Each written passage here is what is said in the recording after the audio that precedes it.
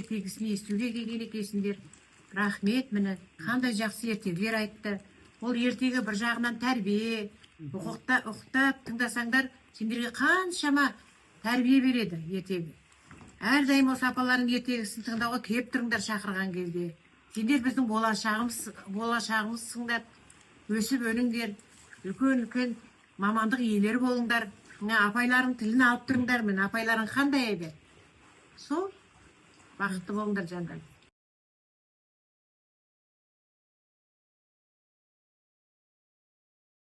Кезде қыз келіп, әй, қанзадамай, бірақ күн қалып еді ғой, мен үстімдегі сиқыр дауа кетіп, құрбақа киім отырысып қояды бақана, өзі жерде қиялданып жатыр, соны барып ал дейді ғой.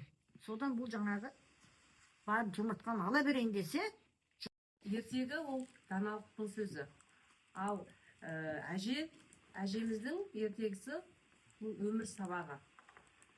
Келгендеріңізге енді көп рахмет. Әжелерге көп алғыс сіздерге.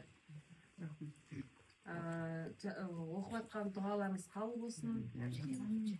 Жетінандарыңыз қабыл болсын. Сіздерге көп рахмет. Осындай стол жайып, дастархан жайып балаларымызға жетінаннан ауыстырып болсыздар. Көп рахмет сіздерге. Өздерінде өсіп өніңдер, биіктен көп. Балалар бүгін мына апаларының ертегісін естуге келген екенсіңдер. Рахмет, міне қандай жақсы ертегілер айтты. Ол ертегі бір жағынан тәрбие, ұқтап тыңдасаңдар, сендерге қаншама тәрбие береді ертегі. Әрдайым осы апалардың ертегісін тыңдауға келіп тұрыңдар шақырған кезде. Сендер біздің болашағымызсыңдар. Өсіп өніңдер, үлкен мамандық иелері болыңдар. Апайларың тілін алып тұрыңдар, міне апайларың қандай әйбет. Сол бақытты болыңдар жандар.